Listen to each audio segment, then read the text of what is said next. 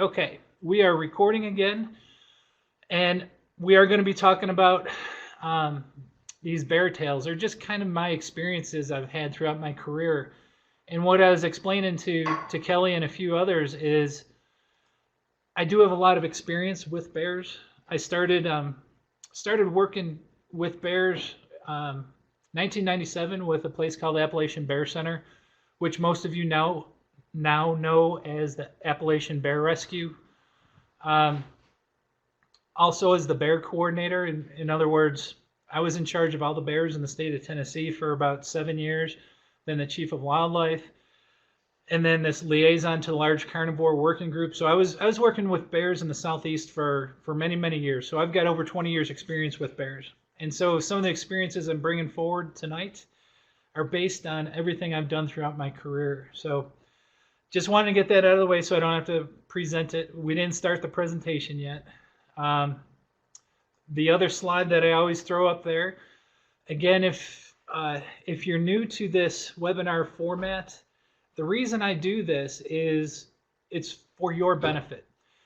I write blogs, I write articles, you can watch movies or videos about bears, but the thing that you don't usually get, which I'm trying to provide to you, is the opportunity to interact and talk to someone that has worked with bears, so a wildlife biologist at your fingertips. And so this whole webinar is based on this idea of me being available for you to answer your questions. You could provide comments, but that's why I do it. I want to engage with you guys. I want to interact with you and try to answer any questions you may have. Having said that, I don't know if you're reading all that. There's a lot of typing on the screen, but what I'm going to do in this presentation is going to be a little bit different because I am going to pause periodically to ask questions of you. You can type them in, but there's going to be a breaking point throughout this whole talk tonight in which I stop and I begin to entertain the questions or comments that you may have. Typically, I don't do that until the very end because I want to make sure I get all the instructional information to you, but this talk is going to be completely different. So what I'm going to do now is first welcome everyone once again. I've been talking to a bunch of you for a while now.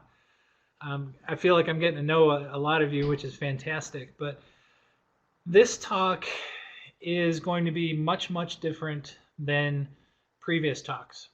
Everything I've done in the past, whether or not it was on hibernation or black bear behavior or how to be safe in bear country, everything was instructional video or an instructional webinar to teach you something that you may not have known. And this one is going to be completely different. This one was just laying in bed one day thinking about something new to present to you guys. And it dawned on me like all the different stories and experiences I had. And usually when I talk to people, they're fascinated by some of the things I've done. I'm truly blessed that I was able to do this stuff. And so what I hope to do today is just carry you through some points in my career in which I've worked with bears. And I've gotten to know a number of bears. I will tell you most of my experiences have come when I was working at the Appalachian Bear Center, which once again is now known as the Appalachian Bear Rescue. Fantastic organization. But that's where I developed a lot of my individual bear stories. And so I'm going to relate some of those to you today. The one thing that I'm struggling with is I started talking about it earlier today. I got to stop my dinging phone. Is that I'm a wildlife biologist, and as a biologist, we're always talking about bear populations. But I was also a rehabber in which we dealt with individual bears. And so I'm trying not to get too cutesy because there's definitely a time when cutesy can be problematic. And I'll explain all that later, hopefully. If not this webinar, you'll hear, if you follow me at all, you'll understand what I'm talking about. Anyway, what I want to do is share some of these stories. I'm going to go individual bears at a time, or groups of bears that I've worked with. And then I really want to engage you guys. I want you guys to ask me questions. Oh, how did you do that? Or what happened when this happened? Or what were you feeling? And then we'll just have a conversation back and forth. And depending on how many stories we get through, I'll stay as long as you guys want. I'll at least stay about an hour in case you guys want to go to bed. But we'll keep talking as long as you want. So, with that being said, let me check this. All right, we are going to get started here, if that's okay. Before I begin any of the stories about some of the bears I worked with, just to give you an idea of where all of this occurred, once again, many of you are familiar with the Appalachian Bear Rescue. If you're not, it is located in East Tennessee in a small town called Townsend, which is just outside a very famous national park called Great Smoky Mountain National Park. That is where I worked with most of my bears. That's when I started my career in the late 90s. And so the cool thing with that area is it is loaded with bears. When I first got there, there was the thought that there was anywhere of about 400 to 500 bears in East Tennessee. And by the time I left Tennessee a couple of years ago, they're estimating 7,000 or 8,000 bears in Tennessee. So it's chock full of bears, great opportunity to do my bear work and bear research. So with that being said, what I'm going to do, I just put a name up on the screen, and I'm going to give you warning on the front end that I've given names to bears when I've been working with them, but you've got to be cautious. I try not to be too cutesy because I came up with a lot of these names when I was working there. And usually you'll see most of my names are given after where a bear comes from. Because I think it's a whole lot easier when I'm dealing with it, or if I have other folks, if I had other folks helping me, that we can refer to a bear by name instead of saying number 12 or number 33. It's a whole lot easier to attach a name to it, but attaching a name sometimes gets you too attached. And that's bad too, because one of the things you have to understand is bears in the wild, all wild animals, not just bears, but all wild animals lead a really hard life. And sometimes things don't go right. And you have to understand that and accept that. And I just don't want people, I didn't want people getting really too attached, and if something goes wrong, they're then heartbroken, because then I feel bad. But having said that, all the stories I'm going to tell you about tonight are really good, feel-good stories, so you don't have to worry about walking away in tears. Hopefully there'll be tears of joy on a couple of the stories I'm going to share with you. So, with that being said, this first bear that I wanted to talk to you about was given the name Katie. It was actually back in 1997, and it was the very first bear that I ever rehabbed at the Bear Center. And I had received a call from Kim DeLozier. Some of you may know who Kim DeLozier is. He was the head biologist for Great Smoky Mountain National Park. One of the most incredible people you have ever met, or I have ever known. I always wanted to be like Kim when I grew up. He's a fantastic person, wonderful speaker. Anyway, when he was at the Great Smoky Mountain National Park, he called me up and told me about this bear that was wandering around Cades Cove. And he was wondering if they could send it to the Bear Center at the time in order to be rehabbed. And he told me the story about it. And so that was the very first bear I ever took care of when I was at the Bear Center. And this is what the bear looked like when it first came in. Now, you can tell right away it's not a young cub. Usually the bears that come into the Bear Center are these really small cubs or really small yearlings, bears that usually weigh less than 20 pounds. And when Kim had called me up, he had told me that it was either a yearling or a 2.5-year-old bear that was wandering around Cades Cove campground, and they were really worried about it. Typically, you have to understand, bad things happen to bears all the time. And typically the Park Service and most other state and federal agencies, they don't intervene with Mother Nature. The problem was this bear had shown up in the campground, and it was looking for food. And the reason Kim was so concerned about it at the time, it was skin and bones. It only weighed about 40 pounds, and this should have been an adult bear weighing well over 100 pounds. And so they had put out one of the barrel traps for the bears, and they had caught the bear, and they were going to take it to the bear center in order to fatten it up. That was the job. That's what the bear center does, is try to get these bears healthy again and get them right back out the door. And so as a precautionary measure, because this bear was so emaciated and underweight, Kim decided to send it over to the University of Tennessee just for a quick checkup to make sure everything was going okay. And while it was there, the vets, Dr. Ed Ramsey, who does a lot of work and still does a lot of work with the Bear Center, he was feeling around the bear, and he felt something on the inside of the bear's hind leg. And he was feeling around, and he could feel this hard object within the bear's leg. Now, there was no cut, there was no opening, no anything there. And he kept feeling around, and he felt this hardened mass underneath the bear's leg. And so he literally did some exploratory surgery to see what that mass was, whether or not it was a tumor or something. And would you believe, you know what they pulled out of that bear's leg? As they're looking around, they found this, it was almost a 5-inch long stick that was not only inside the bear's leg, but the bear had literally healed up over the top of it. There was, like I said, there was no puncture wound, there was no slice. It had this stick that was still wandering loose inside the bear's leg.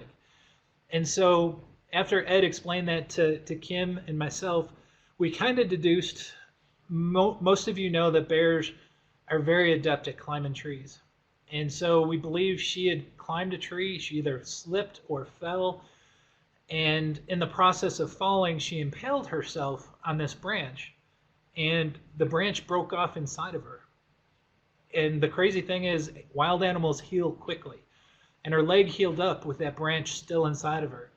Now understand, that's got to hurt really bad, and it's difficult for her to move around, and so Kim felt that the bear showed up in the campground looking for easier sources of food, and if they removed that stick, got the bear healthy again, and released it, the bear would be just fine. I concurred with what Kim had to say. So again, that was the very first bear that came to me, and so we brought the bear in. I had her for about 3 months, fattened her up. She went from 40-some pounds to over 60 pounds in just about 6 weeks. So it worked fantastic. So after we put her down there, like I said, she behaved like a bear. You can see these bear pens. I wish you had pictures of what it looked like then versus now, because it's completely different. It's absolutely wonderful now. But we put the bear down in the bear pens.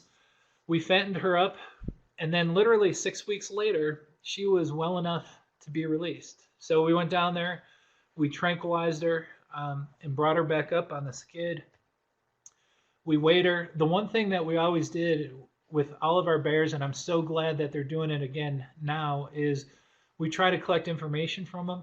And so we put a radio collar on her, and that's Bill Stiver. He's now the new Kim Delosier at the Great Smoky Mountain National Park.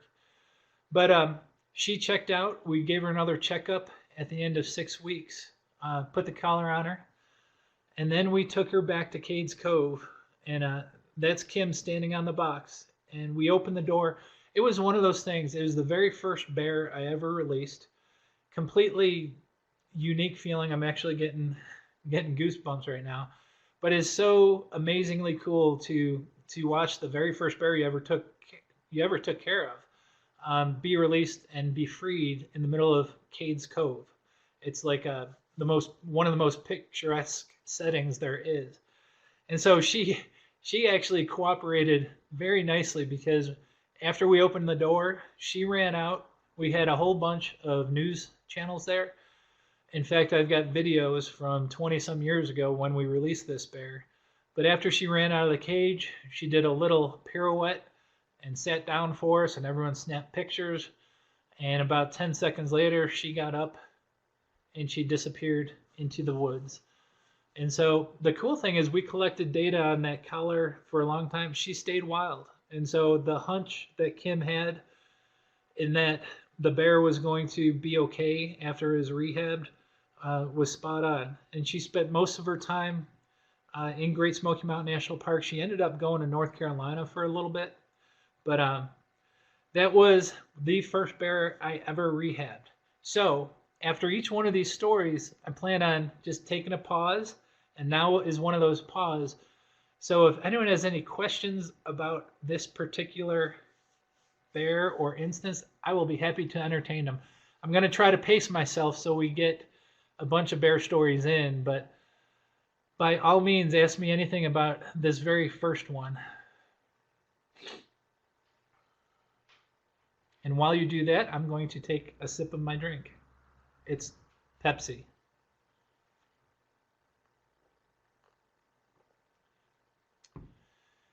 All right. Katie asked the question, how old was she when she was found? One of the things with bears, you can tell a really young bear whether or not it's a cub or a yearling. After that, you can't really tell by looking at the bear how old it is.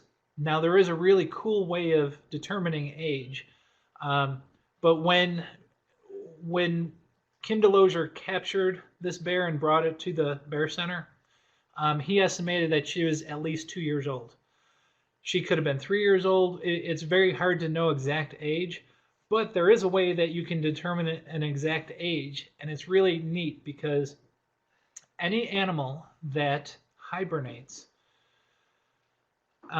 because they have this growing period during the summertime, the spring and summertime, and then they have a dormant period during the wintertime when they're sleeping, their bodies behave very much like trees, where they have this burst of growth and then a dormant period. And so most people know that you can age a tree. If you cut a tree in half and you count the growth rings, those growth rings represent a growing period and a dormant period. And so you just count the rings, how old it is.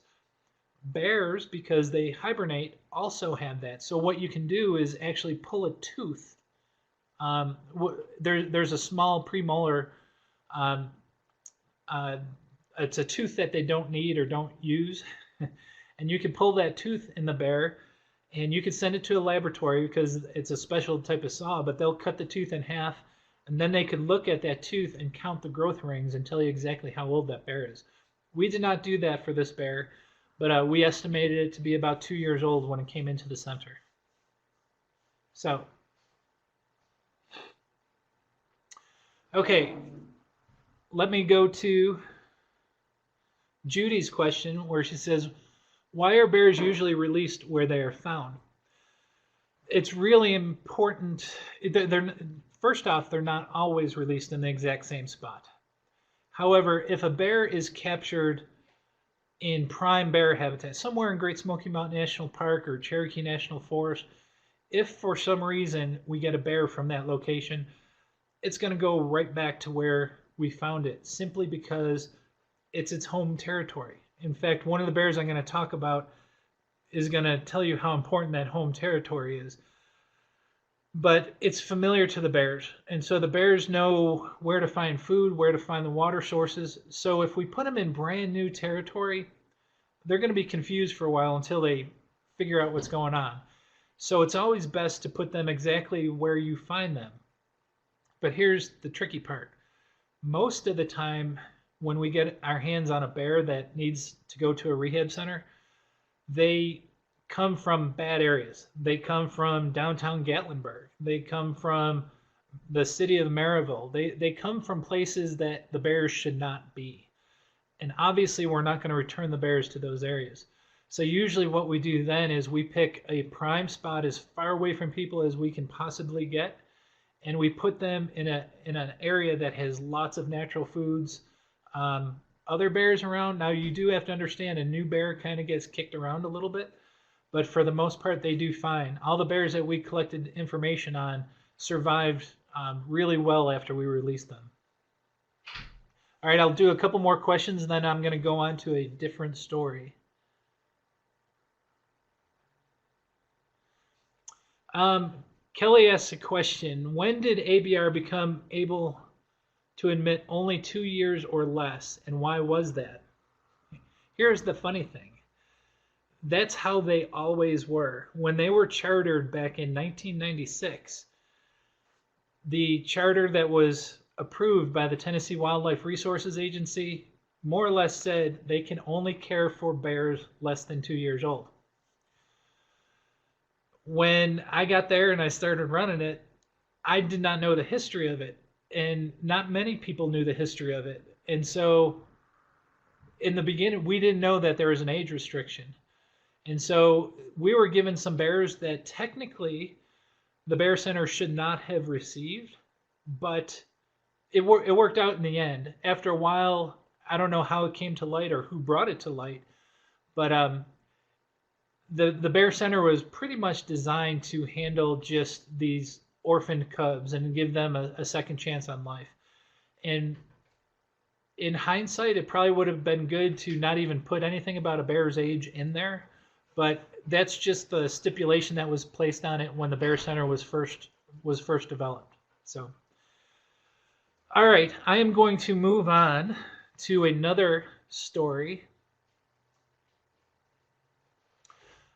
Molly, that's a really good question. Fortunately, very rarely do we ever, in case you're not reading it, Molly asked, where do older bears go if they need help? Fortunately, older bears usually never need help. Every once in a blue moon, they may need help because they might have gotten hit by a car. You can always make, the Tennessee Wildlife Resources Agency could always make a special exception. But for the most part, you usually don't get these older bears in. And so it's not really an issue. If it becomes an issue, I'm sure things can be changed really quickly. So with that, I'm going to go on to another bear story, if everyone's okay with that. And oh, I should have put this up there. And she lived wild ever after. I'm not going to say happily because that's too cutesy. I promised you not to get too cutesy on this. So the next group of bears I'm going to talk about, and I'm sure many of you have read about this or seen this discussed either through the Appalachian Bear Rescue or through my blog. But this was a very unique situation, and it was truly one of the most incredible experiences I ever had. And I call them the neonatals because typically when a cub would come in for rehab, it's already about 6 months old. The mother has left the den, and something happens to the mom, and there's an orphan cub. But at that point, after they're leaving the den, they're already approaching 4, 5, 6 months of age. You have to understand bears, when they're born in the middle of hibernation, usually in January, mid-January, all the way up to early February. And so when they're born, they're really tiny, but they're in a den. And so if something happens to mom, unfortunately, you never know about it. The good thing is something usually doesn't happen to mom and everything works out fine. But every once in a while, there's a situation where we get our hands on a neonatal. And what that is one of those really, really tiny, super small cubs that is supposed to be in the den nursing off mom. Now, what happened with these guys is I received a call. I was working at the Appalachian Bear Center at the time. And I received a call from one of the wildlife agents in North Carolina. And they asked if I could take in these 3 neonatal cubs. And these bears were all the way on the east coast of North Carolina. There's a small town there called New Bern, North Carolina. And a gentleman was doing some logging. He was cutting some trees, which is perfectly fine, by the way. And what he did is he cut down this really, really big chestnut oak tree. And he did not realize it, but there was a mother bear hibernating in there. You have to understand most bears, or many bears, hibernate inside the trees, even up high in a tree. And so when he cut this tree down, the tree fell, woke mom up, and it scared her half to death, and she took off. And so this logger felt terrible, and so he contacted the wildlife agency, and they had their hands on these 3 tiny cubs. And this is what they looked like. And it took, these bears were only a couple of days old when the incident happened. And it took a few days, it took a few days for these bears to make its way all the way from coastal North Carolina all the way to the Appalachian Bear Center and in my care. Now, once again, at least I always name the bears after the location they were found. And so these bears were found in New Bern, North Carolina. So one of the cubs was nicknamed New Bern. The other one was Caro, and the third one was Lina. And so we had our hands on these. And this was the first time the Bear Center ever received neonatal cubs. And it's like, oh my gosh, what do we do? At least that's what I was saying. Because I'm used to, or I was prepared to care for bears that were already half raised, and all you had to do was put them in a big cage and feed them. These cubs were completely different. They needed literally hourly care because they were only a couple of days old. And so it was a learning curve. Dr. Ramsey from the University of Tennessee really helped out. He gave us all the instructions on what to feed, how often to feed. And you can see the background. We did not have a cub facility. The Appalachian Bear Center back then was a couple years old. We had no money whatsoever. I could show you pictures of the facilities when I was there. And so literally the care of these cubs was in my house. And so I had a back room that I had a container to keep these bears in. And every 3 or 4 hours, they had to be fed. And so we had this mixture, Espalac and some other things that Dr. Ramsey told us to mix together. And you could see when we first got them, their eyes were still closed. They started opening soon, but it was a treat to try to learn how to feed these cubs. The one thing I got to tell you, if there's anything a little black bear cubs know how to do, it is suck. Because one of the things that they do when they're born in the den is they climb up on top of mom. They find her teat and they just nurse off of her for the next 2 or 3 months, just nonstop. And so they're these little vacuum cleaners that are designed to suck. And it's cool because I can hold on to that bear and literally let it go and he'll still be hanging onto my hand. But let me go back to this picture because this was a learning curve, having never done this, and you can't call people. Not many people have taken care of these neonatal black bear cubs. And so trying to find out what to do was really interesting. I don't have a good picture, but these bears have these razor sharp claws. It's because they're so small, they're like little needles. And if you've ever watched a kitten feed or nurse off mom, they'll do this grinding action with their hands. And what they're doing is they're literally massaging the mom's breast so the milk comes down quicker or easier.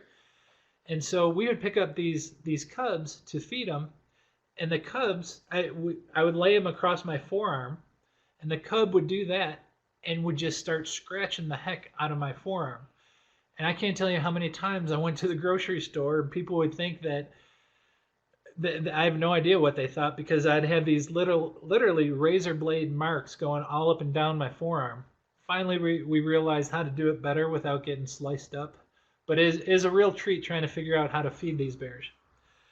Like I said, they're designed to suck. All they did was eat. We fed them every 3 or 4 hours. You could see even when you wanted to let go, sometimes you couldn't let go. If you notice what I'm doing behind that bear, mom in the den, she does wake up. She's hibernating, but she wakes up periodically. She will lick the cubs to clean them up. And what happens is when she licks that cub, she stimulates that bear, that little tiny bear, to defecate or urinate. And so what we'd have to do after feeding the bears, we'd sit there and we'd take a warm washcloth and literally rub the back end of the bear, and all of a sudden, swoosh, the bear would release. And so it was just a routine. Some people think it's gross. It's just something you got to do if you got a small bear or human child or anything else on your hands. This is another thing you didn't realize, but this was under the instruction of Dr. Ramsey to try to make sure we didn't aspirate the bear. Because understand, even though we're using a bottle, we're trying to simulate things very much like mom. We knew we couldn't. And if we feed wrong and introduce too much air into the bear, obviously that's not good. So we would have to burp the bears, which I thought was really cool too. And sometimes you would actually hear them burp. So you can see they're growing. One of the cool things, again, you can see this is in my living room by the coffee table. Fortunately, they don't have to do this anymore because they have a much better facility now. But I will tell you, I'm so thankful I was there when they didn't have that facility, because this is an experience. I don't know if there's two other people in North America that have had a similar experience. So I was truly thankful for that. But the best part of all this, as they begin to grow, we knew that we could not raise these bears by hand. These bears would not survive. And so what we did is we had to find foster mothers. What I mean by that is females in the wild that have just given birth that would adopt these cubs, these neonatal cubs. And fortunately, at the time, the University of Tennessee, Dr. Mike Pelton was doing a lot of research in Great Smoky Mountain National Park and surrounding areas. They would have females with collars on it, and when their researchers would find a den where a mother had just given birth, they would call us up, and then we would foster one cub at a time to these wild bear mothers. And so, as many pictures as I've taken, I want everyone to understand that this wasn't us getting to know and like become attached to these cubs. We knew that they were getting out the door as quickly as we could. In fact, we wanted to get them out the door as fast as we could, simply because I am no mother bear. I cannot do anything even close to being as appropriate as what a wild female mother could do. And so I only ended up having these cubs for a couple of weeks. And you can see even in this picture how much that bear grew in just a few weeks. But because we only had them a few weeks, this was why we were able to have contact with the bears. You don't want to have any contact whatsoever if you plan on releasing those bears on their own in the wild. But since we were putting them with their own wild surrogate mother, this amount of contact would probably not leave an impression, because that was the one thing we were worried about. So thankfully, after just a few weeks, the very first call came to say, hey, we have a suitable mother in the wild. Can you bring one of the neonatals? And so this was me, obviously, on the trail, getting ready to hike to the female's den in which we had introduced this orphan cub. And so I'd give the animal one last bottle. You want to make sure that cub is content and quiet and sleeping while you hike there, because the last thing you want to do is approach a female's den with a screaming cub. So this was right before we hiked out to that female's den. And I'm sure many of you know about this, but it's pretty cool when we visit a den, the researchers there, and I will tell you, a couple of these researchers are very famous people. Joe Clark is still doing a lot of research in East Tennessee. He's still at the University of Tennessee in the U.S. Geological Survey. The gentleman on the left with the backpack on is Dr. Frank Van Manen, who many of you may follow what's going on with grizzly bears around Yellowstone. Dr. Van Manen is now the head of the interagency grizzly team. So he does a lot of work in Montana and Wyoming and all around the Yellowstone area working with grizzlies now. So I've worked with a lot of fantastic individuals. And so back then, 1997, they were the researchers I was working with when we were visiting these dens in the park. And so when we get to the den, the researchers at the time, whether or not it's Frank or Joe or any of the technicians, they would sedate the mother bear because although she's in the middle of her hibernation, she can wake up. Because if you attended my hibernation webinar, you realize that they're literally just sleeping, and so they wake up really quickly. They're not truly in hibernation mode. And so we would sedate the mother. We'd pull out all of her natural cubs, and that's a picture of one of her natural cubs here. And so we'd get all the measurements off of her while the researchers were replacing the collar on the mother and taking other measurements within the den.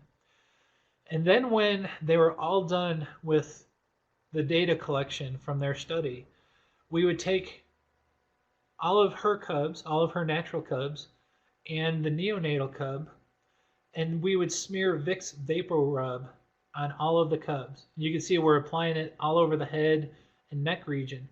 Now, there's a couple of reasons for it. A lot of it's people will say it's to cover the human scent. That's not really true, because if we didn't do this and we put the bears back, mom's still going to care for them. But the reason we would do this is, first off, you have to understand that Vicks Vapor Rub smells pretty good. It's very minty and it's very powerful, so it's a very strong smell. But the reason we put it on all of her cubs and the orphan cub is because when we leave that area and mom wakes up, every single cub is going to smell exactly alike. She won't realize that there's a foreign cub in there. If we didn't do this and you had her cub smell in one way and this other cub smell in a different way, we're not sure what would happen. And so this just ensures that every cub smells exactly alike. And so when we're all done, we put mom back in the den, we crawl back in there, and we give all of her cubs back +1, plus that neonatal. And so this is us. That's actually one of those North Carolina cubs going with its new mom right then and there. I gotta let someone in. And the very last picture we have of it, right as we were leaving the den, the North Carolina cub is, I believe it's the one on the far right. Sometimes you get confused right away. But that was one of the most amazing experiences. We did this with all 3 of those North Carolina neonatals. And so it's such an amazing experience to go out, visit these bear dens, work up the mother bear, and then when we're all done, we foster out one of these neonatals. I will tell you that the current ABR, with all the collars that are going out now, they're going to try to get back into this so they never have to try to raise a neonatal cub again. They want to let a real mother bear do it. So, with that being said, that's my cue to begin to ask for questions. But as far as we know, all 3 of those neonatal cubs were adopted by mom, and they did just fine after that. So, do you have any questions on these neonatals? I'm going to try to catch up any questions that were asked.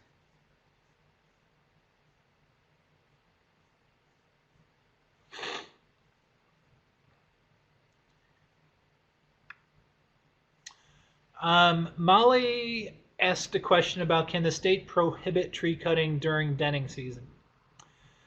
I really don't think that will happen. That's a great thought, but the fact of the matter is we've had one incident that we know of where this orphaned, or it caused such an experience with this bear family. Knowing how many thousands, tens of thousands of bears out there and all the logging going on, it's not a big problem. And so I doubt that any state agency or federal agency would limit the cutting of trees in the wintertime. Here's another sticky point with that, Molly, and this is my other, one of the many hats I wear as a wildlife biologist.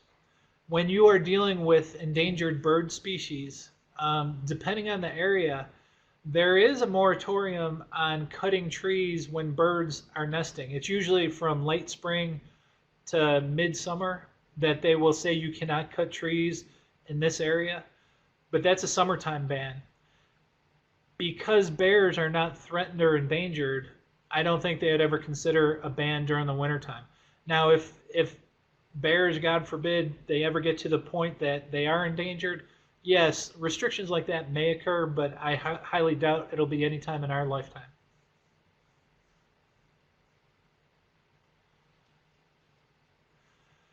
Okay.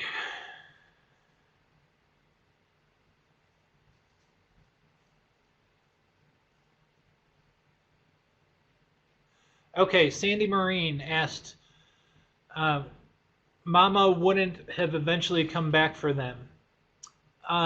That was what we wanted to do. When that tree fell in North Carolina, the agents there, the logger, like I said, the logger felt really bad about it too.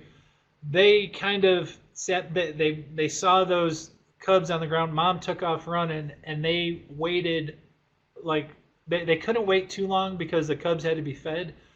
But they waited about a half a day for the female bear to come back, and she never did. And so then it was games on. We got to get these cubs fed and taken care of. So unfortunately, you can't wait too long when a cub is only a day or two old. So Debbie Gray asks, how in the world did you approach the den and sedate the mother? That was one of the coolest things to watch. Unfortunately I didn't do it. I've had to sedate a bear a couple of times, but never in a den. But it's really cool because mom's sleeping. She does wake up, but she doesn't have all of her wits about her like right away.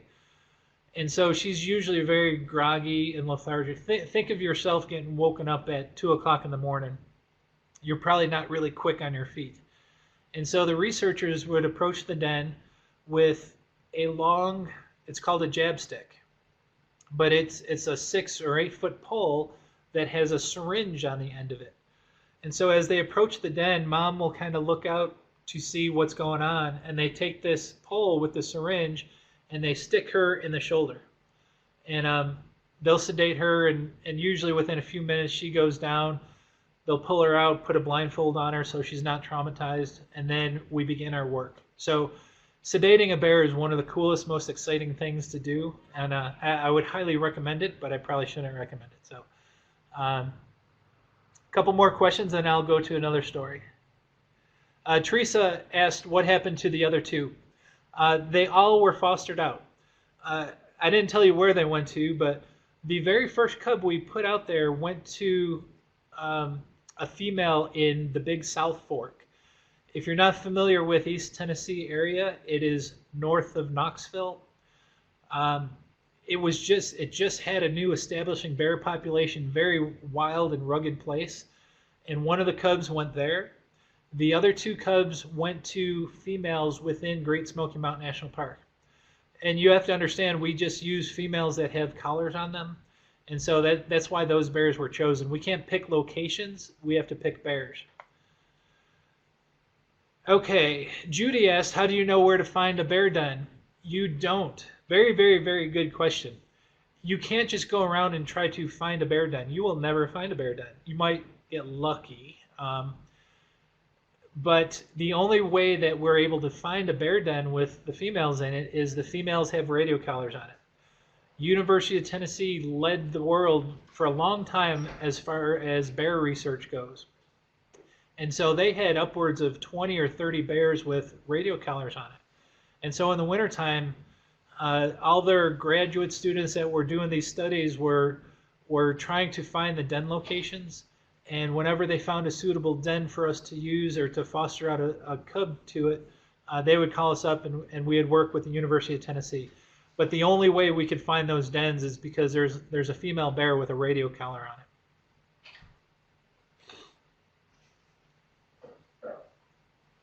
All right. Last question, then I'll move on. Janice asks, how long did the sedation measurements and rehoming of the cub take? Whenever we do any type of bear work, you want to keep that bear down the shortest amount of time possible. And so we work fast. One of the things that happens, now in the wintertime, this isn't much of an issue, but in the summertime, if you sedate a bear, they begin to overheat. And so you got to work fast. And the cool thing is when you sedate a bear and it goes down and you do the work, you're constantly monitoring the temperature of that bear. You put liquid gel or aqua gel in their eyes so their eyes don't dry out. There's a lot of medical care or medical attention that's given to that bear to make sure that bear is in good shape. obviously being sedated is not a good thing. Things can go wrong. So that's why we work quickly. Generally, when we would do the den work, that female would only be out for about 15 minutes, 20 minutes if we're dragging our feet. But the cool thing with the sedation is you can give a drug, it's called a reversal agent, yohimbine, and once you're all done doing whatever work you have to do and you want to wake that bear up, you can administer a drug and it wakes the bear up really quickly. Now, having said that, in the wintertime, obviously she's mid hibernation. So even when you reverse her and wake her up, she's not full speed at all. But the good thing is we keep those bears down for the least amount of time possible. Myself and probably another person on this call tonight can speak about how quickly a bear can wake up once you give the reversal agent. And the bad thing is sometimes if you're dealing with adult bears, they can go into a rage because they don't know what's going on. And you got to be very careful with all this. Anytime you're dealing with wild bears, you got to be very, very careful. Okay, what I'm going to do, I am going to go on to the next bear. I don't even know what's next, so I guess we'll find out. All right, I'm going to talk about one of my favorite bears. Is everyone okay if I go on? Okay. This bear I have written about. Many people have probably read this bear or heard me talking about it. It was one of my favorite stories, but before I put a picture up there, I got to give you a little background information. Once again, Kim Delosier had called me up and he said, "Hey, Daryl, I've got a bear for you." And I said, "That's great." Now, you have to understand, way back then, the Bear Center was struggling. We had literally no money in the bank. As the only employee, and at one point in time, they only had a few $100s in the bank, and that's where my salary came out of too. And Kim had called me up and said, "There's a bear at Chimney Top picnic area, and there was an incident. We were wondering if you could take the bear." And I asked him, I said, "Well, what happened?" And he said, "A mother with a cub came into the campground, and the cub had approached another adult bear and got too close to it." And this is where I'm always telling you, don't get too attached to wild bears because bad things happen all the time. It's a fact of Mother Nature, or it's how Mother Nature operates. And so bad things can happen in an instant. And what had happened is when this cub approached this other bear that was not its parent, the other bear attacked it and grabbed the cub by the back leg, shook it, and let it go. And it destroyed the bear's back leg. And so this cub wasn't going to make it. And the thing is, Kim and I both agree, hey, this happened in nature. This isn't really our responsibility to step in. This is how survival of the fittest works. But the fact of the matter was, it was in the middle of the campground. And so there's all these people that are witnessing it, and myself, many biologists, sometimes you feel bad. And so Kim had captured the cub because all these people were there. He didn't want to leave an impression on all those families that were there. And so I give him a ton of credit. So he had captured this cub that had this severely broken back leg. And he called me up and said, "Can you take this bear?" And I said, "Absolutely. That's what we're here for, Kim." He says, "Well, here's the problem. We got to take it to the University of Tennessee and get this leg fixed because I can tell looking at it, it's broken bad." And I said, "How much is that going to cost?" Because once again, the Bear Center didn't have any money. And he says it's probably going to run anywhere from $500 to $1,000. And I told him, I said, "Kim, we don't have that kind of money." And he's like, "Hold on, let me make a few phone calls." So Kim had called a few folks that he knew, and within an instant, that's the great thing is whenever we needed help with bears, people were willing to come out of the woodwork to help us. And so he called me back and he said, I found someone who's going to pay for the surgery. Will you take the bear? I said, no problem. That's, like I said, that's what we're there for. And so he took the bear to the University of Tennessee to have surgery. And about 12 hours later, he called me up and he said, I'm on my way. I'm bringing the bear. And so he brought this little cub. It only weighed about 20 pounds. And he brought this little tiny bear in this pet carrier. And so we put him in a different cage. And I put this bear into the maintenance building because back then we had no cub facility, no other outbuildings. We had a shed that I called the maintenance building and the main bear pens. Now this cub was fresh out of surgery, could not walk, could not do anything. And Kim told me, he said, the veterinarian, who was Dr. Ramsey at the time, said, what you're going to have to do is keep this bear confined for a couple of weeks. We got to make sure that leg heals properly. They ended up putting a pin or a rod within the leg to repair that broken back leg. They said the bear cannot move, cannot be active because the leg has to set properly.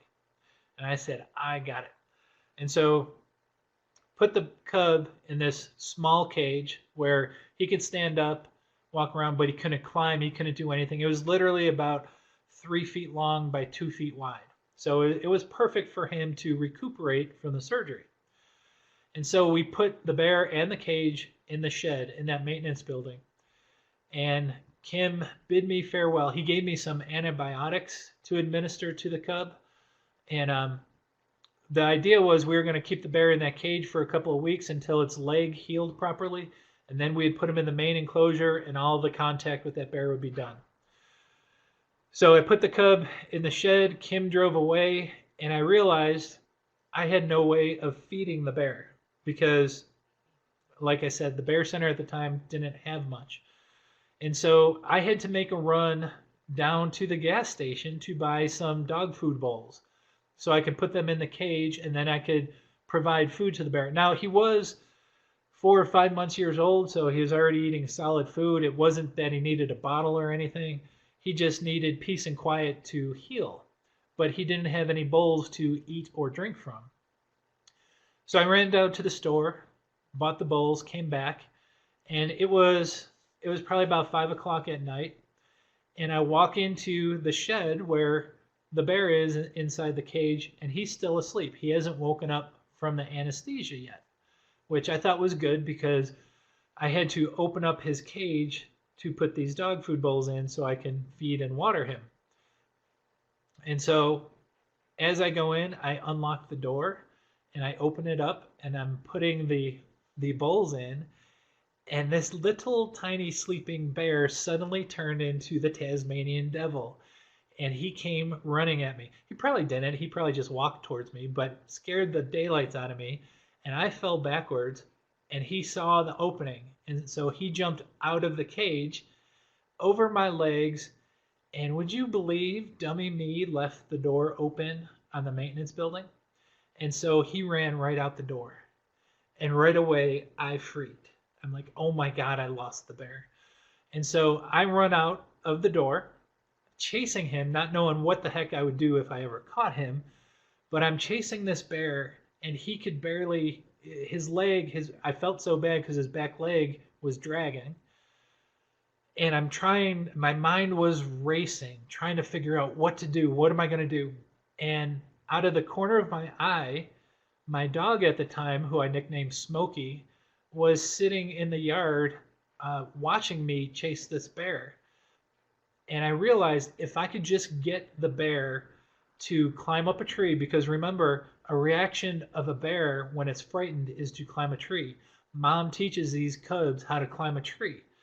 And so my thought was, if I could chase this bear, get him to climb up a tree, I could tie my dog to the base of the tree while I call for help, because I had no capture equipment, no anything. And so all this is happening in split seconds, remember. And so as I'm chasing this bear, I see my dog.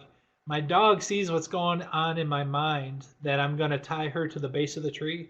So the bear goes this way, my dog gets up and goes the other way. They both run in opposite directions.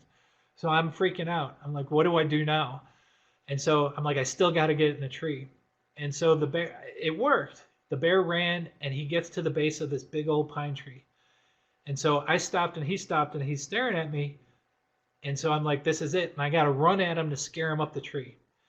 And I run at him and he starts climbing the tree and he goes to put all the weight on his back leg and it fails him and he falls. He didn't fall far. He only fell a couple of feet. But he landed on his feet. He got back up, and instead of going back up the tree, he just took off into the valley. And by now it's getting dark. And I watch as this little cub runs away, and this was the cub we just spent $1,000 to fix at the vet center, and I lost it. And so I remember, oh my gosh, it was one of the worst feelings in my life, because I walked back to the trailer. I was living in a trailer back then. And I called Kim Delozier, and I promise you, I had tears coming down my eyes, and my bottom lip was probably quivering. But I told him, I said, Kim, I lost your bear. And he said, what happened? And I explained I explained to him what had happened. And here it is. I thought I was in a world of trouble. And the next thing I know, I hear Kim laughing, because he has worked with bears throughout his whole life, and he knows things could go wrong. And he said, Daryl, don't worry about it. We're just going to call this a spontaneous release. And he goes, the cub should be fine. Don't beat yourself up over it. Well, that didn't work, because I beat myself up over it. And so for days on end, we did have some of these little, they're called Havahart traps, that you could put out there to try to catch the cub. And for days on end, I would set a trap and freshen it up with new, trying to capture this bear again that I lost. And I lost 2 or 3 traps because in the meantime, adult bears were coming in, and these traps I were setting were only about 2-3 feet big. The adult bears were just tearing them apart. And so after a week or two, I gave up. I was like just so down and out because of what I did. I'm like, I'm never going to work with bears again. And so everything was okay. People said they forgave me. I didn't forgive myself. And then an amazing thing happened. Kim Delozier called me up. He called me about 6 weeks later, and he said, hey, Daryl, you sitting down? I said, yeah, what's up? He's like, remember that bear that got away from you? I said, yeah. He goes, would you happen to recognize a bear with a shaved back end in Chimney's picnic area? And I said, no way. And so what it was, if you look at a map, and you're not going to be able to tell distance here, but the Bear Center is here on this map, and Chimney's picnic area is way over there. And it is 22 straight line miles. You fly a plane straight, and it's going to be 22 miles. 6 weeks later, the cub that escaped from the Bear Center, where the yellow star is, ended up in the red star, exactly where he was originally caught, where his home territory was.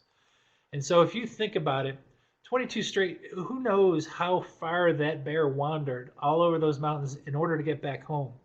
And this is one of the things that I loved all throughout my career at the Bear Center is we did cool things, but we also did research. And I worked with the Park Service and Bill Stiver, and we did a research paper, a poster rather, on the homing instinct of cubs less than 6 months, years of age. So anyway, that cub ended up back at Chimney's picnic area.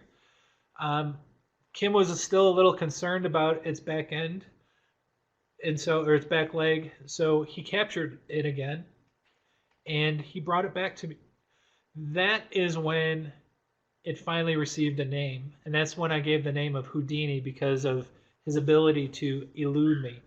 But this was after he was recaptured. You could see the hair on his back end was growing back in. I didn't tell you before, but when they did the surgery, they had to shave him from half of his body all the way down. And so it was really easy to tell which bear it was because he had that shaved back end. And so this was when he came back to me. The crazy thing was he was gone 6 weeks, broken leg, fresh out of surgery, no antibiotics. Um, he actually gained 2 pounds during his travels. And so it just goes to show how amazingly resilient, and these bears don't need us. And that's one thing I always hound people. I hate seeing bears at the bear center. They need to be in the wild because that's where they do best. And this was a picture of him literally right before we released him. And so I forget what his final release weight was, but his leg had healed completely. And it was one of the most amazing stories of bears that I dealt with. I got a lot of cool, amazing stories, but Houdini was definitely a one of a kind.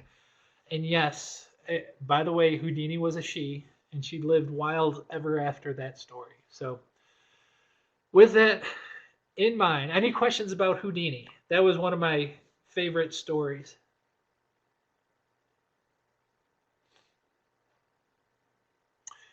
I must have been, Katie, you have no idea how happy I was because, like I said, I beat myself up over it, deservedly so, because I never should have left that door open in the first place.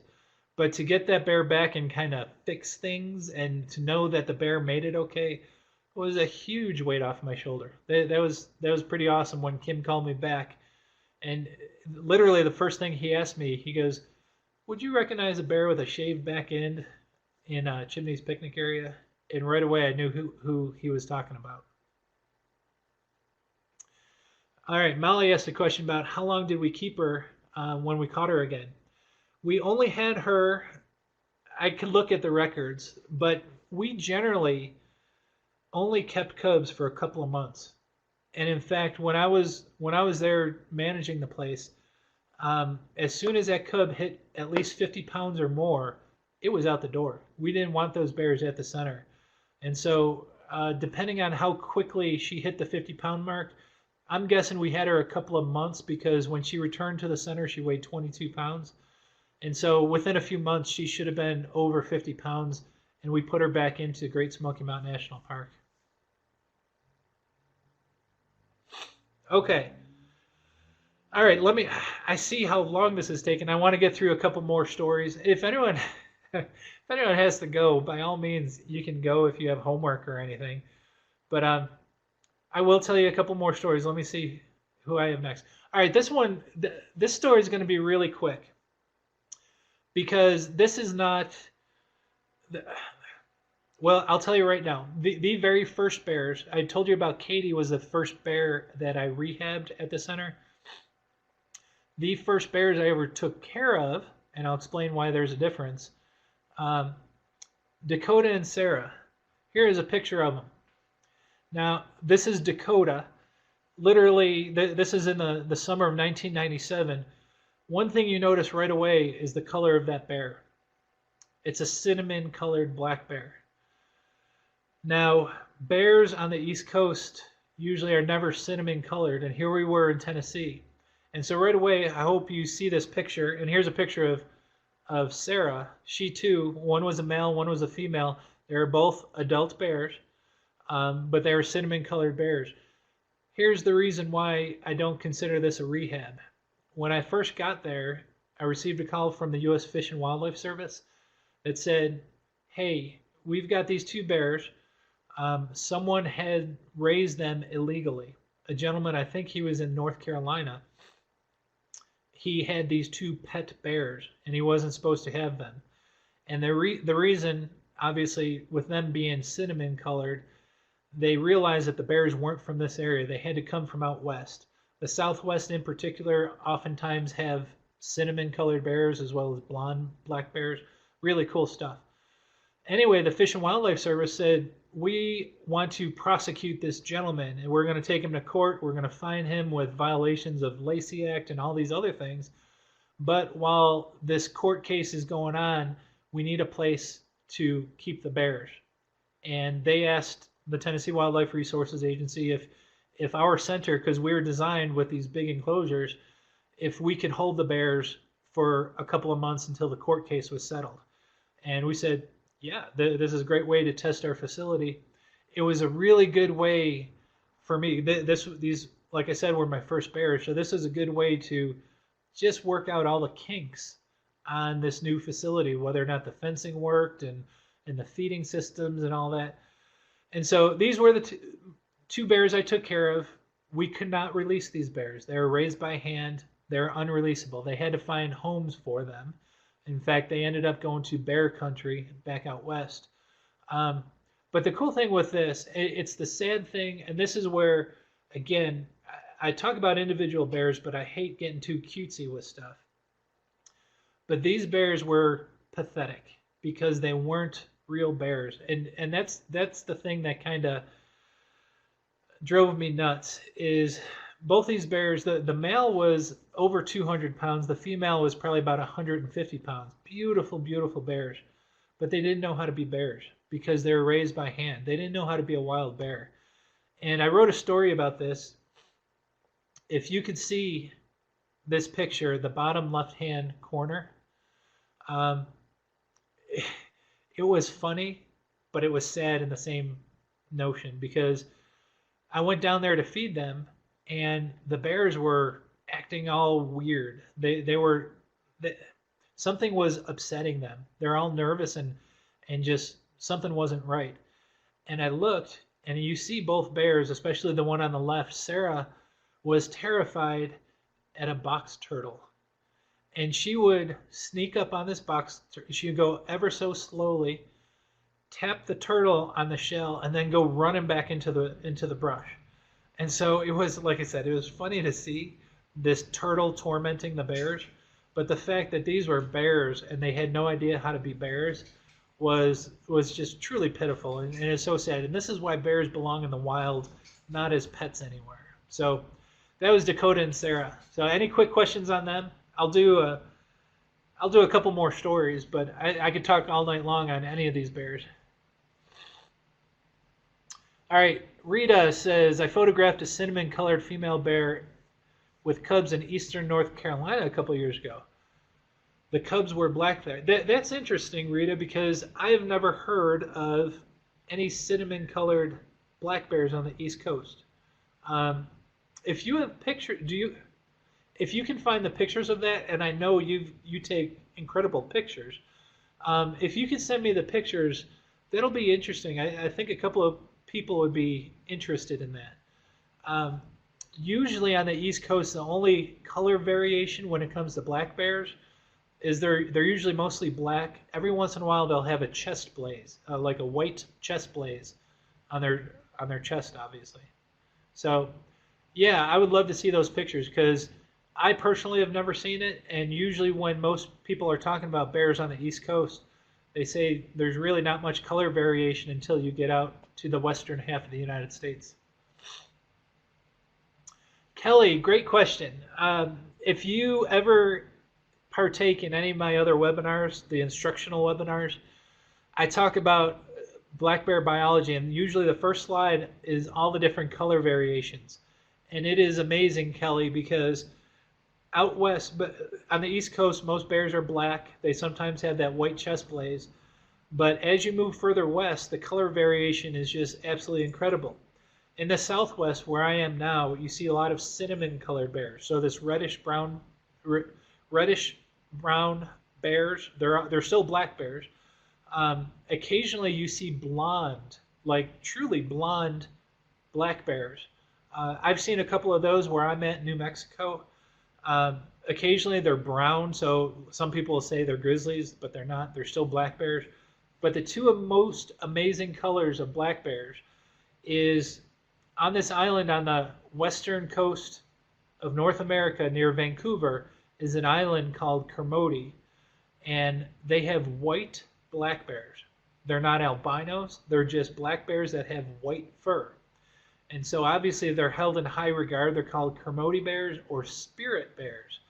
Absolutely amazing. If you want to Google it later tonight, you can see pictures of those bears. But then there's another color phase that I think is truly unique, truly amazing. It occurs in southeast Alaska. And what it is the bears, they're not blue, but they have a bluish tint. They're called glacial bears. And every once in a while when the sun hits them right, their fur shimmers with this bluish coloration. Absolutely phenomenal. And so that's one of the reasons why I think black bears are some of the most amazing animals out there. All right, one more question, then I'll do one more story at least. Okay, Judy asked why the colorations. East Coast is mostly black, and then you have these other colorations the further west you go. One of the hypotheses, and I think it's a really strong argument, is that in the Southwest, you have sunlight all the time. So that sun is constantly beating down. You also have much less dense forest. On the East Coast, you get into a forest, and sometimes the sunlight doesn't even hit the ground. The forest is so dense. Out west, the forest is not as dense. The trees are spaced out. What all this means is you are in the sun all the time. So if you are a large mammal that can overheat quickly, would you want to be wearing a black fur coat in the summertime, especially in the Southwest, where you have nonstop sunshine and 90-degree weather? So it's an evolutionary adaptation so they don't overheat. So these lighter colorations, whether or not they're blonde or brown or reddish, that probably is because of thermoregulation dynamics. And that's a really technical term, but it's to make sure they don't overheat. If they had a black fur coat, it would be really difficult for them. Now, occasionally you do get black bears out here, but it's a rarity as opposed to those other color phases. Yes, Molly, by all means, or anyone else here, I'm sure most people have heard of the spirit bears, or when you look it up on the internet, it's Kermode, Kermode. So, okay, let me see what other stories I could tell. I may skip one if I don't want to tell it. Oh, and I didn't put they lived wild ever after simply because they could not be released. So we had to find a home for them. Okay. I don't know if I'll end here. I'll keep going as long as you guys want. But this is, every single story I come to, I'm like, oh, this is my favorite story. This is a really cool story because it's not about a rehab cub or a bear that I had in my care. But I call them the apple tree cubs. I did write a blog about it that was called the Catching Cubs. But literally what it was, in fact, I'll put the picture up now. I will tell you this is not my picture. This is a picture from Bob Howdeshell. He's a wildlife photographer in Maryville, Tennessee. Fantastic. But I call them the apple tree cubs because I was working in East Tennessee, and I had received a call from a frantic woman that said, you got to come rescue these cubs. I've got three cubs up in my apple tree. You got to come and save them. And I said, ma'am, can you tell me a little bit more information? And she's like, you got to come and save them because they've been up here for a couple of hours and there's no mom in sight. You got to rescue them. So I said, we don't get in the habit of just rescuing cubs. Hopefully mom is around. And I explained to her, you have to understand that mom will put the cubs in a tree while she goes and feeds so she can produce milk to feed to her cubs. And I said it's completely normal for that to happen. And she wanted none of it. She wanted us to come save these cubs. And so she was not happy with me. She had called the Tennessee Wildlife Resources Agency and just demanded that someone come save the cubs. She received the same response in that that's not what we do. We let the mother take care of the cubs. And so she was making call after call trying to get someone to rescue the cubs. And she did a couple of things which I hope nobody does, but she was in the wrong trying to rescue these bears. We want mother bears to care for their cubs, and just because they're not around doesn't mean they're orphaned. And so she had placed calls to some high up ranking public officials, but the worst thing was she had called the news stations and she was going to blow this up on air to say that the state agency, the Bear Center, they don't care about bears. They're letting these bears die, which was completely untrue. We wanted the mother bear to take care of it. But she fortunately called me back and said, I will have you know, within an hour, I have the local news stations come in to do a story on your lack of caring. And I knew that wasn't going to be good. So I had called Doug Scott, who was the top guy in East Tennessee for the Tennessee Wildlife Resources Agency. And I told him, I said, Doug, have you talked to so-and-so? And he's like, yeah, we talked to her a couple of times. I said, she's pretty mad. And he's like, yeah, I know. And I told him, I said, we might have a problem. I said, I just got off the phone with her, and she has called the news stations, and they're going to be doing a news station. They're having all the camera crews. So she was creating a mess. And I saw the issue. Fortunately, Doug with the Tennessee Wildlife Resources Agency, he saw the issue, and he said, Daryl, can you help me out? We got to do something. I said, I am there. And so he said, meet me at her house, and he gave me the directions because he had gotten the directions from her. And so we had no time to spare because before we knew it, there was going to be crowds gathered all around these cubs in the apple tree. And so we got there, and fortunately the crowds didn't gather yet. And I met Doug, and I said, what are you going to do? What do you need my help with? He goes, we got to get these cubs out of here. I said, fantastic. You just tell me what I need to do. And unfortunately, because he came out on a whim, he had no way of going to the office to retrieve any supplies. He's like, we got to figure out how to get these cubs out. He did have a pet carrier, but that was it. He didn't have any capture poles or anything else. And he says, all right, I got a plan. He goes, I'm going to climb up the tree, and I'm going to drop the cubs to you. And he told me, he goes, your job is to catch them. Now, I've worked with cubs before, and I don't care if it's a 30-pound cub or a 10-pound cub. They are literally Tasmanian devils when they don't want to cooperate. And so, fortunately, there was another gentleman, a neighbor, who he was equally upset with the girl that called all this, who was causing all this. And he's like, I can help too. And so I asked him, I said, do you have a blanket? And so fortunately he had a blanket. So he ran to his house, got the blanket while Doug was climbing the tree. And as he's scooting out on the limb, there's those 3 cubs screaming and crying, did not want to be captured. And there it was, me and this other gentleman, I don't even know his name, standing underneath with this blanket spread. And right before Doug grabbed the first cub, the neighbor looked at me and says, what do we do when we catch it? And I said, I don't know, but we'll figure it out. And so Doug finally got his hand on one, and the cub was really trying to do a number on Doug. So Doug was dropping him as fast as he can. And as soon as the cub would hit the blanket, we would literally wrap it up and twirl it and then carry it over the pet carrier, dump it in, and then go back and catch the next cub. So it was pretty amazing because within not more than 5 minutes, we had climbed the tree, dropped the cubs out, caught them in a blanket, put them in a pet carrier. And the cool thing was the news stations didn't arrive yet. The crowds didn't arrive yet. We got the 3 cubs in the back of the pet carrier. We put them into the state vehicle. And I asked Doug, I said, what are you going to do? He goes, I'm not going anywhere. He goes, I'm just driving around the corner. He goes, as soon as all these crowds come, there's nothing to see and they all disappear, I'm going to turn the cubs back loose. Would you believe that's exactly what he did? It was a fiasco for a couple of hours while people were trying to figure out what's going on.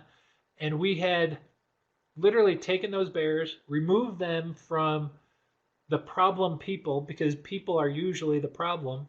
And then once the crowds dispersed, we put the cubs back in the woods close by to where we caught them. And lo and behold, within an hour, the mom came back, and all 3 cubs went away with mom. So that was one of the coolest things to do, trying to figure out how to catch how to catch cubs out of apple trees.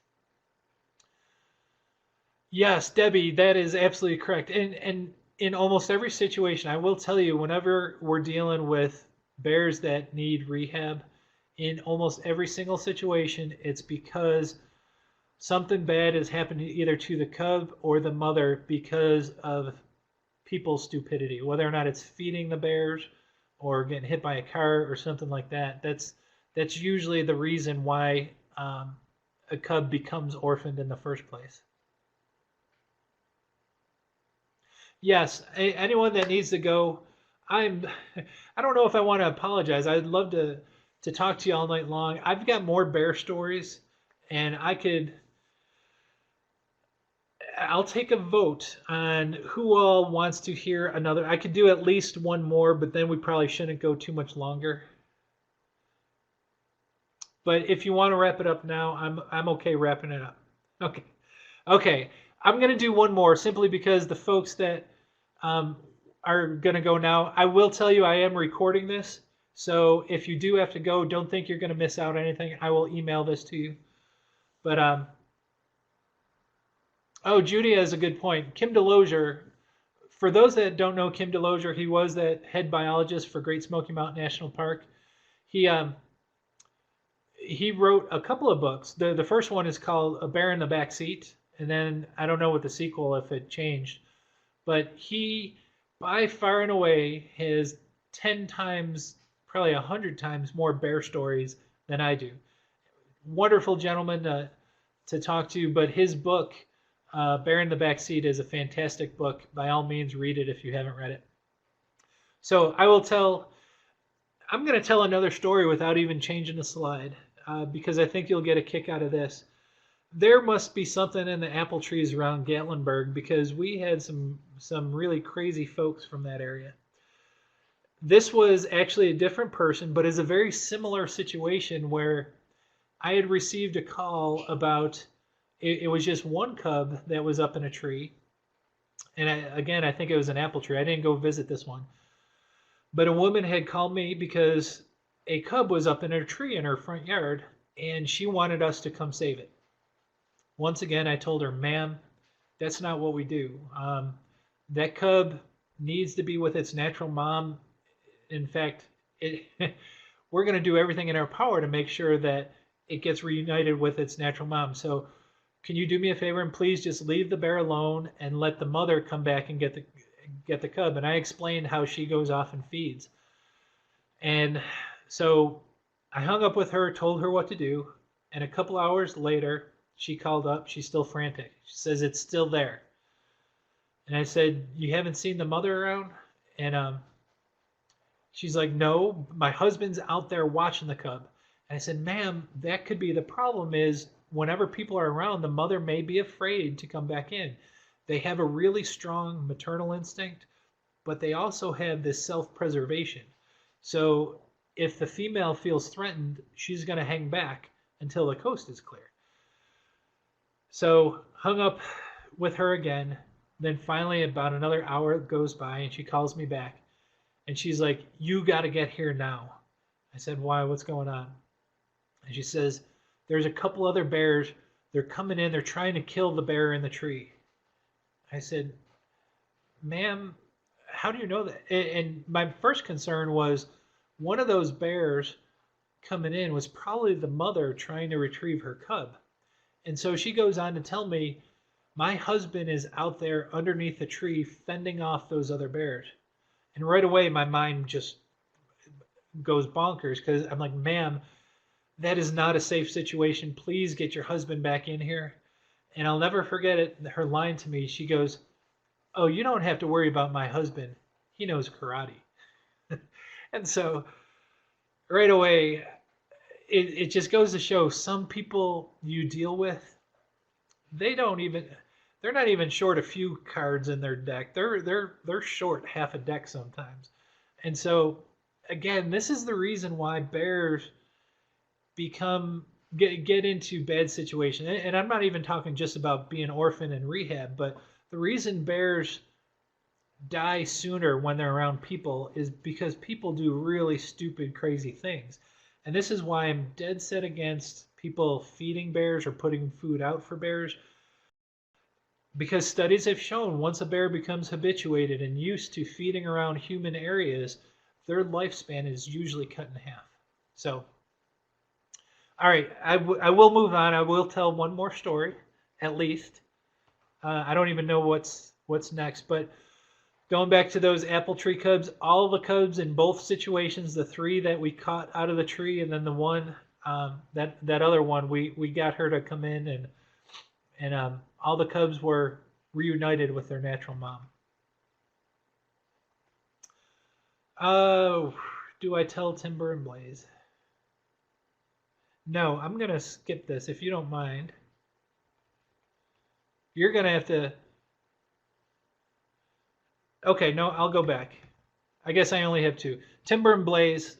I don't know if any of you have heard this story. I did write a blog about it. Once again, just really, really unique situation in that we received a call. Most of the bears that would come into the Bear Center would be from Tennessee, or really, really close to East Tennessee. And we had received a call from Arkansas, a gentleman by the name of David Goad. He was their bear coordinator for the state of Arkansas. And he knew a little bit about the Bear Center. He called me up and he says, hey, we had an incident over here. Would you be able to take a couple of orphan cubs? And so all the time I always ask, well, what's going on? What has happened?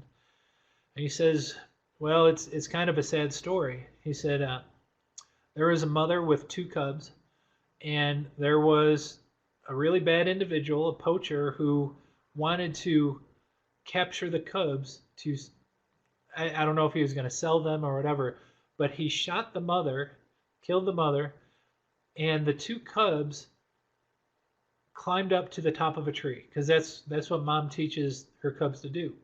And so this guy, who, just so you know, was prosecuted and the book thrown at him, but the cubs climbed to the top of the tree, and in an effort to catch the cubs, he decided to cut the tree down. And so when this tree fell, one of the cubs got out just fine. The other cub, the female, during the fall of the tree, broke both of her back legs. Her femurs, both of them snapped in half. And so thankfully Arkansas caught this guy, had the bears. I don't know how they caught him so quickly, but they got the hands on their bears right away. And they said, there's only one place that can care for these bears, and it's over in East Tennessee. So that's when they called me. And so it took, because transporting bears over state lines, working with different agencies, sometimes it's not the quickest process. And so it was 3 or 4 days before we ever get our hands on these bears. And so immediately, as soon as we got the bears, the one cub was completely fine. We put him in a cage in a holding pen at the center. But the cub with the broken back legs, we immediately rushed to the University of Tennessee. Once again, Dr. Ramsey was over that. And they x-rayed the bears, and I wish I still had the pictures. ABR might still have the pictures. But he showed me the x-rays of both back legs, and not only were they broken, I don't know if you can see it, but instead of going together like this, they were laying like that. And the worst part about it was, because it took 3 or 4 days, they started healing. And so there was all this callus formation. And so they were literally held together there. And so Dr. Ramsey said, I don't want to cause more damage. We're going to let those bones sit like that. And so he sent the bears back to us, and he says, we'll see what happens with her. So he prescribed all these pain medicines as well as antibiotics, and he said, keep this bear confined. And I will tell you, I did a good job. I didn't lose this one. And so said, just keep her confined so she doesn't exercise and re-injure her legs, and we're gonna let it go a couple of weeks and see what happens with her legs. And so kept the bear in this small enclosure while I fed it. Her brother was out in the main enclosure. And so she grew, and she was eating, and she was moving around her cage. I couldn't really see how well she was moving around. because it was such a small cage. But after a while, you could tell that she wasn't in pain. She was moving around, but because she couldn't climb real well, had no idea how good she can move around. And so we took the bear back to the University of Tennessee. They x-rayed her, and her legs were literally solid. They were crooked because the bones were overlapping, but there's so much callus formation that her femur was fused once again, and it was a solid bone. And so we made the decision, all right, let's put her in the main enclosure, reunite her with her brother. And it was amazing because you let the bear out, and the bear was so happy to be out of that cage, and she climbed. She had a gimp, like not a gimp. She would limp around, but she was as fast as her brother. She could climb the trees as fast. Her legs just wouldn't straighten up. But it was amazing how she adapted to having those legs. And so we kept her for another couple of months. Both her and her brother grew, ate.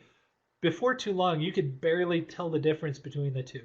Now, if they were trying to stand erect side by side, you could see the smaller one, the girl, the female, was hunched over a bit on her back end because of her broken back legs.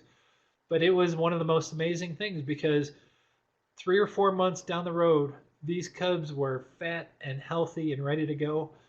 And that was one of the greatest days when David Goad from Arkansas, he came to pick up these bears. And I remember he even said to me, he's like, I don't know how this bear survived because of the situation that he saw it in. And he was just so thrilled to see her back in such good condition. And that was one of the greatest. They drove them all the way back to Arkansas, took them back. I don't know what forest they came off of, but took them right back to the forest they came from. And both of those bears were released. And my slide says, they lived wild ever after for that. So that was one of the feel-good injury type of stories that we had.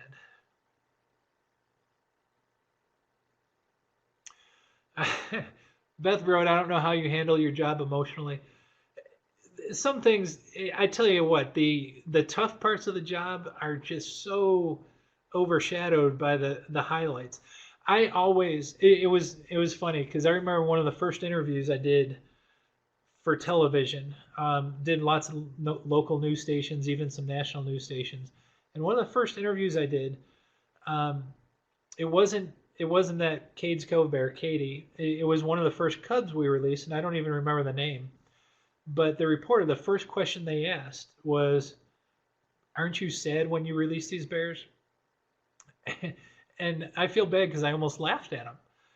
I said, heck no, this is the day that you look forward to. I said, I am more sad when a bear comes to me, even if it's healthy. We provide the service for bears not because we want to take care of bears, but we want to get those bears back into the wild. And so those release days were happy days.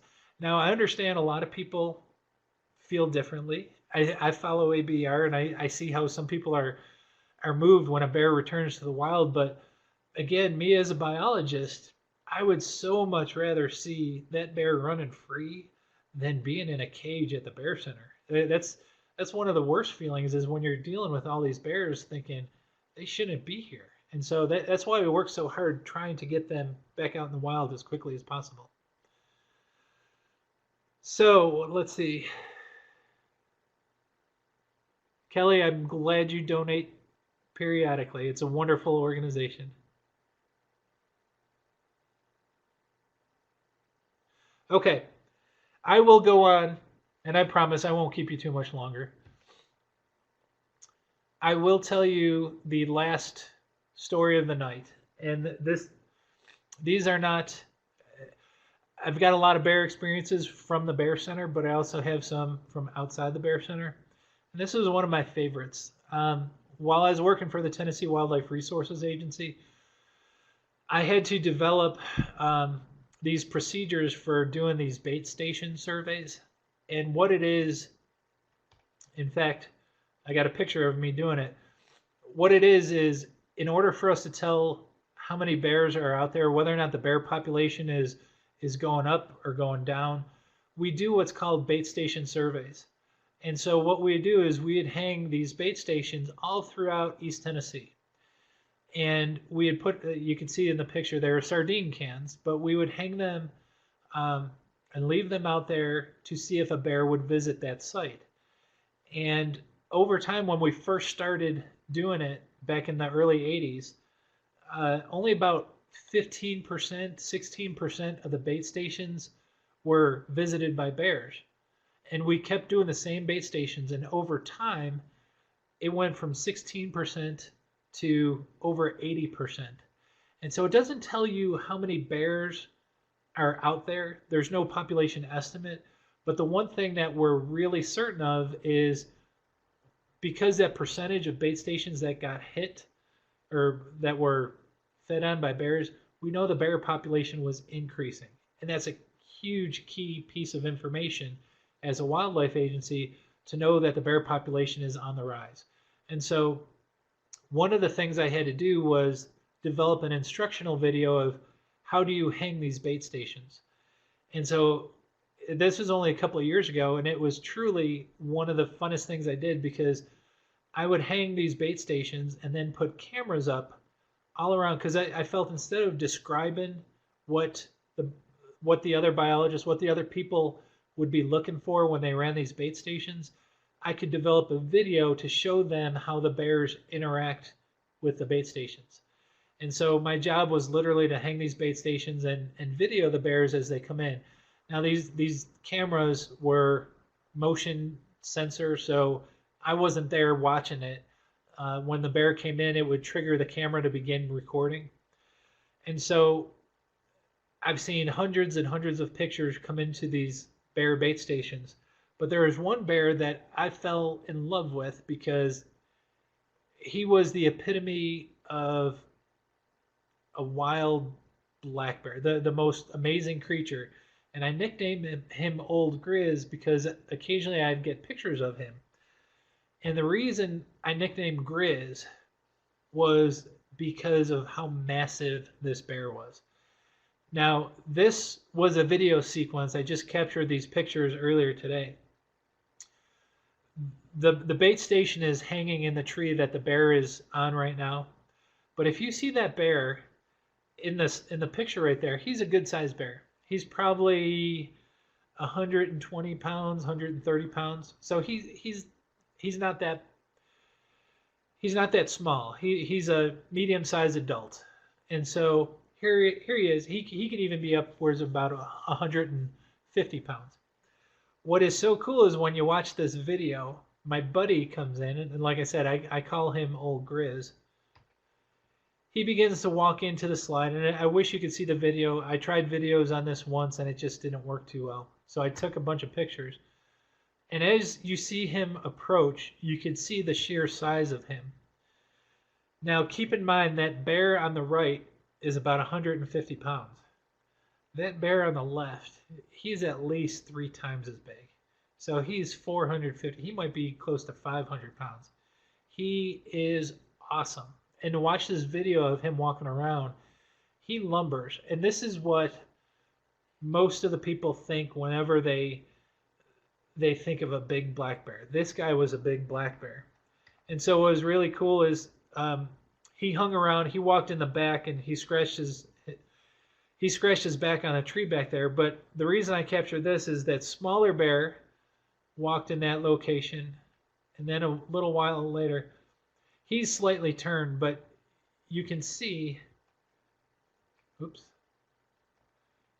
he's just tremendously, there you go. The size was just incredibly, he was one of my favorite bears, and every time I caught him on video, I knew it was him. He was a warrior. His face was all marked up. That's why I called him Old Grizz, because he reigned supreme. He was the monarch of Cherokee National Forest. And if you see how big he was, that's how tall I'd be if I was standing next to that tree. And he was a monster. And so every time I'd run these bear bait station surveys in the middle of nowhere, I always wanted to run into Old Grizz when I was out there. But a little bit of me did not want to run into him because, like I said, he was a monster bear. So Anyway, I think I'm going to end on there. I'm not going to go into Deacon. We have been talking for quite some time. Um, well, all right, it's up to you. Do you want Deacon? He is the last bear I have here. Again, anyone that wants to leave, by all means, leave. This is being recorded. I will send everyone the video. So, average, Rita asked a question, the average lifespan of a black bear. It depends if they're wild or if they're habituated. If they're around people, it's usually much shorter, but bears in the wild can live 15, even 20 years of age. And so it's really cool because whenever we had come across a bear, I mentioned about pulling the tooth. Some of the bears that we've run across in the wild, we would do the cross section of the tooth, and they'd be 18 years old, 14 years old. It's pretty amazing. Excuse me. It's pretty amazing to realize that there's bears out there that that are walking out there that are 20 some years old out there. So I think it's pretty wonderful. They can live in the zoo. They can live longer than that. But in the wild, a 15-year-old, 20-year-old bear is a really old bear, because life in the wild is pretty tough. You're finding food, you're competing with other bears. There's a lot more hardships when you're a wild bear. Even more hardships is when you're a wild bear that's around people, because all those other added dangers. So, all right, anyone that wants to go could go. I'm going to tell the last story about this bear, and this is the only picture I have of Deacon. And all right, this is a sad story in that this bear could not be released. I had received a call from a wildlife officer in East Tennessee. He said, we have this cub that we confiscated from a gentleman who was raising it by hand, and he asked if we could take it. I went up there and I met the gentleman in East Tennessee, and right away I knew something was wrong, because every wild cub I deal with, if you get anywhere near that cub, he turns into a Tasmanian devil. Wild bears don't like people. They really they will fight for all their life. And when I went to pick up this cub, the officer had him in a cage, and I was getting a catch pole ready to trap him and carry him into the cage that I brought. And the officer looked at me. He says, "You're not going to need that." And I said, "Why not?" And he says, "Watch this." And he opened up the cage, and the cub ran out and jumped into his arms. And so this cub was literally comforted by this officer. And so the officer walked over with this cub in his arms and put him in my pet carrier. And on the way home back to the Bear Center, I said, I knew this wasn't good, because the Bear Center is not designed, nor should it be designed, to be a permanent facility. We shouldn't take bears from the wild and raise them in captivity, because they don't belong there. And right away I knew it was going to be a problem, because this bear was really habituated. It needed people. It was comforted by people. And so as I'm driving home, I heard the bear. I had a Jeep, and I heard the bear cough. It was coughing as I was driving. I said, "Man, that's not normal, because bears usually don't cough." And so I immediately took the bear to the University of Tennessee, and Dr. Ramsey once again did a checkup. And I remember he came out and he's like, "Daryl, I have bad news." I'm like, "What's going on?" He's like, "The bear has aspiration pneumonia." And what that is if someone tries bottle feeding a bear or any animal and they don't feed it properly, they introduce liquid into the lungs, and the bears or other animals, they develop pneumonia because of the liquid in their lungs. And the bad thing is, it's usually fatal. If it's a severe case, those animals don't make it. And he looked and he did the x-rays, and he says, this bear has aspiration pneumonia. Its lungs look terrible. And he said, I'm going to sign the bear out to you, but I don't think it's going to make it through the night. I said, so that was one of the tough things that I got. So I had this cub. I had to bring him back knowing that he wasn't going to make it through the night. So I put him down in that shed, that little maintenance building I had. And as I was near him, he would hum. If you've ever heard it from the ABR, that when they're content, they'll hum. It's kind of like a purring sound. And so I thought to myself, you know what? This is probably the last night this bear's going to have. Instead of giving him dog food or whatever feed we're giving him, I said, I'll be nice to him because he's not going to make it. And so I prepared a bowl of peanut butter and grapes and just all sorts of things that you normally would not feed a bear with the peanut butter and stuff.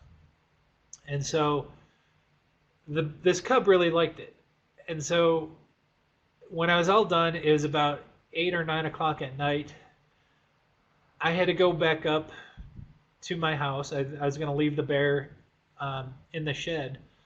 And as I'm locking up, he starts crying like crazy because he was comforted with me around. And so I walked back up to the house and I sit down, and I was not feeling good because of what was going on. And so I sat there on my couch and I said, I can't live with myself if this is the bear's last time. And he's comforted by me, so I said, all right, I'm going to go back down there and hopefully stay with him until he falls asleep. And so as I'm sitting there, I could put my finger or my knuckle up to the cage, and he would suckle it because that's all he knew. He was raised by hand, and he was around people. And so he was so comforted by that. And because earlier in the day I saw the officer carrying him in his hands, I said, I'm going to do something I probably shouldn't do. But I opened up the cage, and right away he jumped in my lap. And he was just humming and purring away. And he was just suckling on my thumb. And it was really cool because that was going to be the only time that I ever got to touch a cub, other than the neonatals, because everything is done hands off because you want to release these bears back to the wild. And so since this bear wasn't going to make it, I figured I would do that. And so we hung out for literally an hour or two, and the bear was really like comforted by me. And so by the time it was about midnight, and you could tell the bear was getting a little sleepy. I was getting really sleepy. And so I go to put him back in the cage, and I pick him up, and he was about 20 pounds, but I pick him up, and I go to put him in the cage, and he wanted none of it. He put his arms flat out and grabbed and I could not push him in. And he turned around and like just grabbed onto my leg, which he wasn't trying to hurt me. He was just trying to hang on to me. And these cubs, even though they're small, are really powerful. And I was like, uh-oh, this isn't good. And so I calmed him down, and he began just relaxing a little bit. And so I'm like, oh, I'm here for the long haul. And so I spread out a tarp, and we had blankets down there. And I laid down as he was just kind of crawling around near me. And next thing I know, I didn't know it, but I had fallen asleep. And hours had gone by.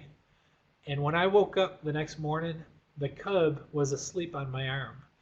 And I remember waking up saying, how blessed that, because nobody in this world would ever have this opportunity. So the fact that he was still asleep, I was able to pick him up and put him back into the cage. And then I went back up to the house. So the next morning comes, the day goes by, and lo and behold, the bear is still with us.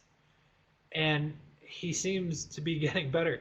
And Dr. Ramsey had prescribed medicine. And so I was giving him the medicine, and the first day went by, second day. Before I know it, a week went by, and then 2 weeks. And I called Dr. Ramsey. He came out, looked at the bear, and he says, I don't know how you did it, Daryl, but the bear is going to be fine. Which created its own problem because now we cannot release this bear.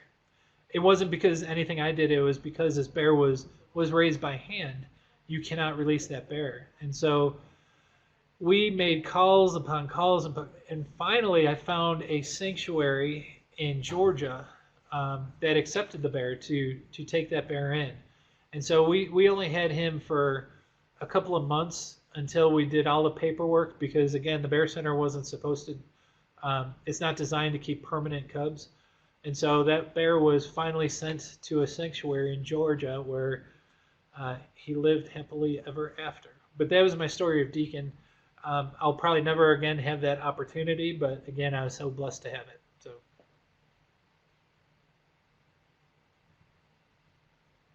yeah, I without a doubt know how extremely lucky and fortunate I am. So, what I'm going to do, all right, I have kept you way, way, way, way too long. So, I do have a couple of things. I want to thank you for sitting around and listening to me talk. Didn't know how this was going to go. Obviously, I could talk all night long. I probably got about 20 more bear stories to go through, but I'll save that for another time. Janice, yes, that was a blog story. In fact, it was like a three-part. It was like a three-part story. If anyone wants to read any of these stories, you could go to. In fact, I'm going to type it here. But for those of you that have never seen my blog, make sure. It's a weird name. It's called Nemo Philosophy. Where that comes from, a nemophilist is a term I never heard of until about 3 or 4 years ago. But a nemophilist is a lover of the forest. It comes from a Greek word, but it's someone who loves the forest. And so this Nemo Philosophy is my thoughts on the forest. And so a lot of these bear stories are there. You can see all the archive stories. I wrote a lot last year, not as many this year. But again, for those of you, I'm sure most of you know this, I've got good stories, but the thing that makes these even better stories are the pictures. This round, I took most of those pictures. Bob Howdeshell did take one, but I got to give credit to the folks that gives me these wonderful pictures, and hopefully Rita will send me some more. But I'm trying to start this endeavor called Wildlife for You, which will be it'll be a website soon. I have a couple of people trying to work on it. But then I have this Facebook page called Wildlife for You. If you just type that in, you could go there. You could see any talk that comes up. Provide comment, provide input. I'm always open to it, and I can't thank you enough for for being there for me. So I really appreciate you guys. So, boy, this was the longest one. This is almost going on 2 hours. In fact, it's well over 2 hours. I think I'm going to have to shorten them, and instead of doing 8 bear stories, I'll do only 4 or 5 at a time. Y'all are welcome. I'll do more of these. I gotta coordinate them with. Like I said, I've probably got a ton more bear stories to go through, so I will absolutely do more of these. I enjoy rehashing this stuff as much as you like listening to this stuff. Yeah, sorry it wasn't a big slideshow. Unfortunately, a lot of these bears I worked with, they have fantastic stories, but when I go back, I only have 1 or 2 pictures of them. And so I hopefully was able to recreate what was going on with my description. I don't know how well I did that, but yeah, I'm truly blessed. If only I could paint a picture of what's in my mind's eye, you would be equally impressed with some of the things I saw.